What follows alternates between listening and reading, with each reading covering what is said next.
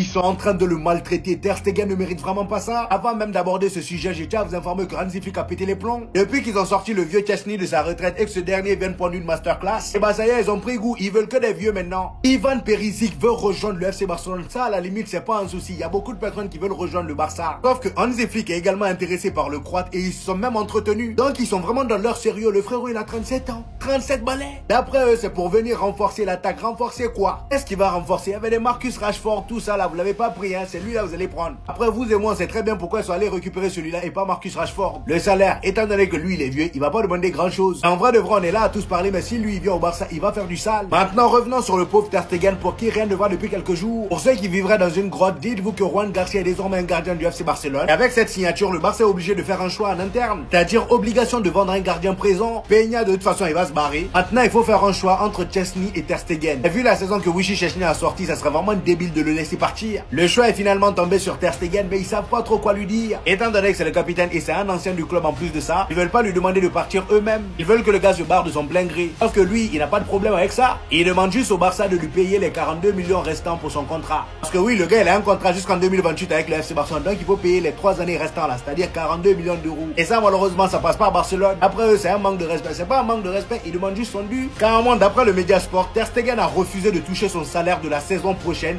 et de signer un accord de libération. Le gardien veut son salaire complet jusqu'en 2028. Il veut rien savoir. Et il les tient par les cascagnettes. Yes. C'est pas un rêve, c'est pas une hallucination. Marc Bernal est de retour. Au point encore tout à fait. Je vous explique.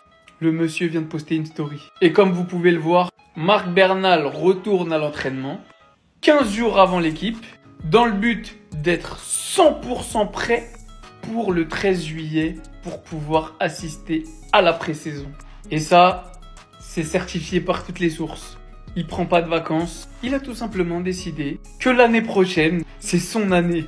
Et laissez-moi vous dire une bonne chose, ceux qui ne le connaissent peut-être pas encore. Pour ceux qui l'ont déjà vu l'année dernière en pré-saison et juste avant sa blessure, vous savez, le petit qui fait 1m92 quand même, à quel point il peut s'inscrire dans l'histoire du milieu de terrain du FC Barcelone. Marc Bernal, c'est un profil qui a quasiment pas au FC Barcelone.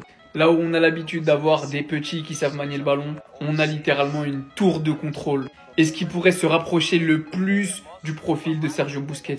Très grand, très calme, devant la défense, en sentinelle. Vous pouvez l'associer avec Casado, vous pouvez l'associer avec Pedri, vous pouvez l'associer avec De Jong, avec qui vous voulez. Très à l'aise balle au pied, plutôt bon techniquement. Et si vous pensez que le Barça a épuisé son stock de la Masia, mais asseyez-vous juste après Baldé. Après Koubarsi, après Pedri, Gavi. Bon, Pedri, on se l'approprie. Après Lamine Yamal, après Casado. L'année prochaine, vous allez découvrir le grand et très talentueux Marc Bernal. Voilà, comme ça, vous ne direz pas que je vous avais pas prévenu. Je vous assure que s'il revient à 100% de sa blessure, vous allez parler de lui.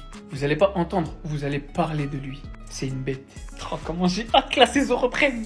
Attendez, on a eu le droit à quelques infos. Al Hilal chercherait à recruter Ter Stegen et souhaite conclure l'affaire avant la Coupe du Monde des clubs. Ter Stegen à Al Hilal, la vérité, j'y crois pas une seconde. Hier, on a eu le here we go pour Juan Garcia. En arrivant au Barça, il sera le gardien numéro 1 et Chesney le gardien numéro 2. Vu comment c'est la guerre actuellement entre Ter Stegen et le Barça, je pense qu'à la fin il s'en ira, mais pas en Arabie Saoudite. Ivan Perisic veut rejoindre Barcelone. Hansi Flick s'intéresse également au joueur et lui a parlé. Pour le moment, Perisic préfère attendre un peu pour Barcelone. Perisic aujourd'hui, il a 36 ans. Est-ce que ça serait une bonne option pour le Barça? Ça, je sais pas. Apparemment, c'est une demande d'Hansi Flick, donc à voir. Il sort quand même d'une bonne saison avec le PSV. Et en plus de ça, il arriverait libre au Barça, étant donné que son contrat expire le 30 juin. Bernal reprendra l'entraînement 15 jours avant le retour de l'équipe afin d'être pleinement prêt pour le 13 juillet. Le retour du crack. J'espère que vous l'avez pas oublié. Si c'est le cas, je vous invite à aller revoir des vidéos, parce que Marc Bernal avant sa blessure, c'était du grand n'importe quoi. En tout cas, ça fait archi plaisir de savoir qu'il revient officiellement, et on espère pour lui de tout cœur qu'il ne rechutera pas. Frenkie de Jong est sur le point de renouveler son contrat avec Barcelone à des conditions adaptées à la situation financière du club. Et concernant sa prolongation,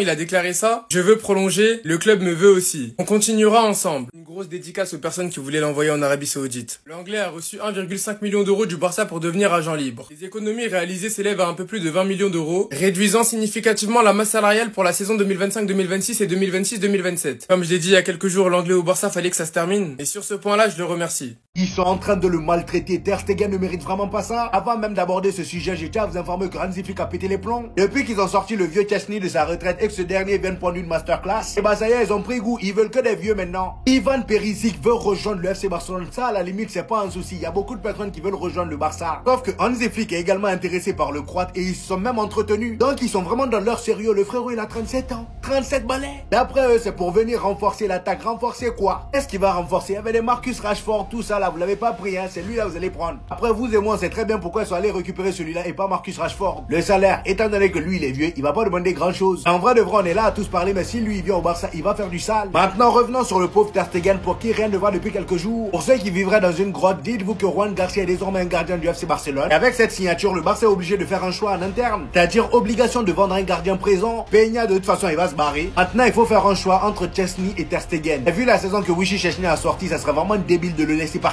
Le choix est finalement tombé sur Ter Stegen, mais ils savent pas trop quoi lui dire. Étant donné que c'est le capitaine et c'est un ancien du club en plus de ça, ils veulent pas lui demander de partir eux-mêmes. Ils veulent que le gars se barre de son plein gré. Sauf que lui, il n'a pas de problème avec ça. Il demande juste au Barça de lui payer les 42 millions restants pour son contrat. Parce que oui, le gars, il a un contrat jusqu'en 2028 avec le FC Barcelone. Donc il faut payer les 3 années restantes là, c'est-à-dire 42 millions d'euros. Et ça, malheureusement, ça passe pas à Barcelone. Après eux, c'est un manque de respect. C'est pas un manque de respect, ils demandent juste son dû. Carrément, d'après le Mediasport, Ter Stegen a refusé de toucher son salaire de la saison prochaine et de signer un accord de libération.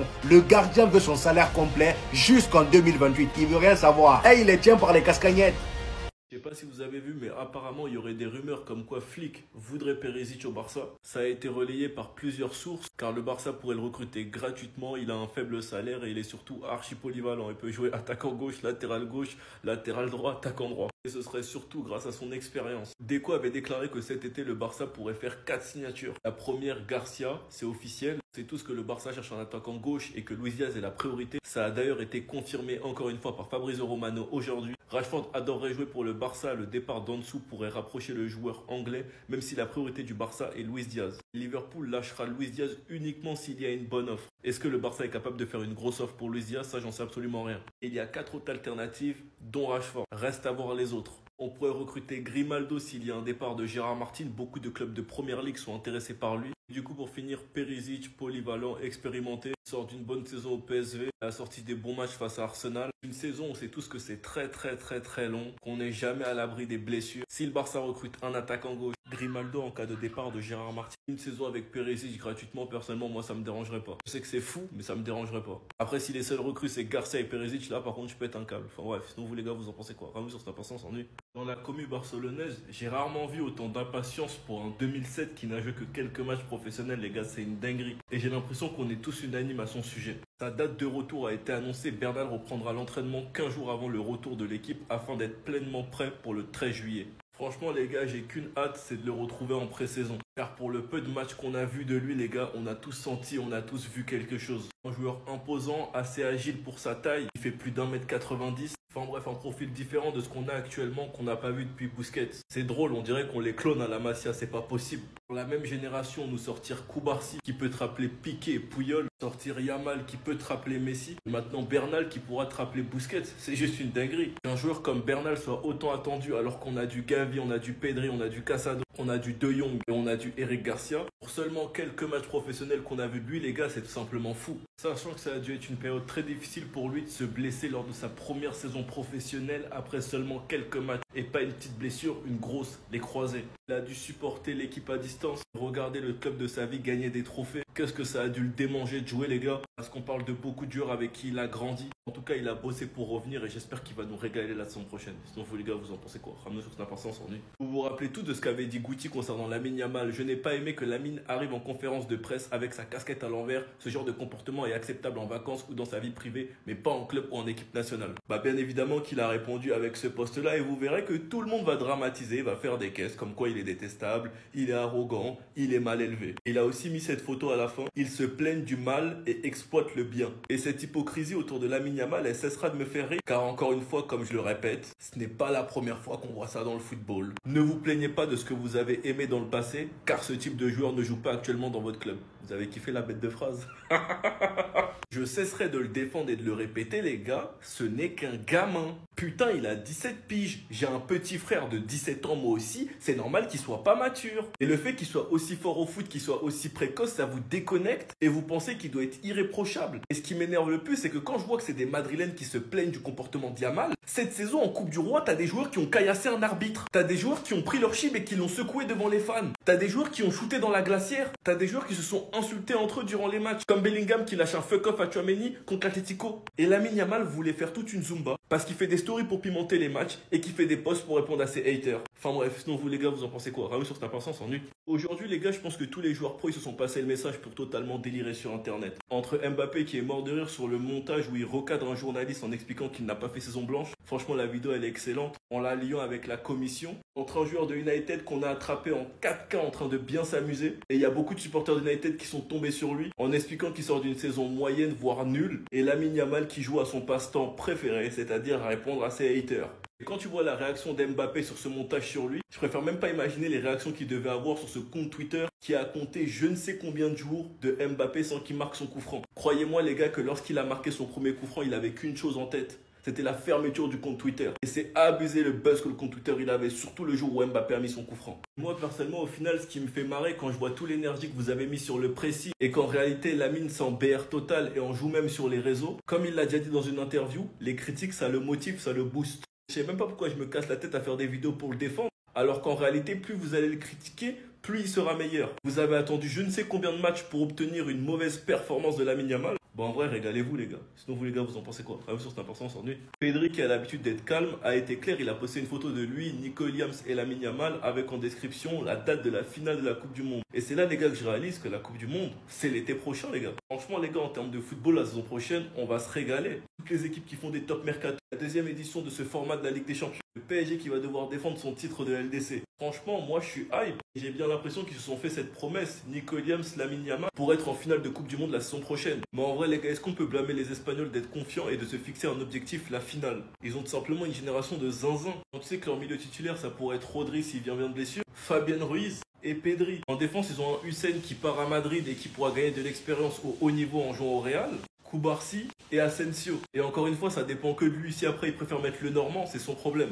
Latéral gauche, ils ont du Cucurella, Grimaldo et il pourrait même avoir Baldé s'il confirme encore une fois cette saison. Après, encore une fois, ça dépend que de La Fuente. Il pourrait y avoir Carvajal à droite s'il revient bien de blessure. L'attaque, vous la connaissez déjà avec Lamine Yamal et Nico Williams. Après, en neuf, de La Fuente peut mettre qui il veut. Oyarzabal, Ferran Torres, Omorondion, Morata ou même Olmo Fonef, c'est son problème. Sans même parler du banc de l'Espagne avec du Zaragoza, Baena, Fermin Lopez, Olmo, Isco, Zubimendi, Merino, Casado. Enfin bref, il a du choix. Ils ont vraiment une équipe de tartés. Sinon, vous les gars, vous en pensez quoi? Ramène sur ta pensée, on s'ennuie.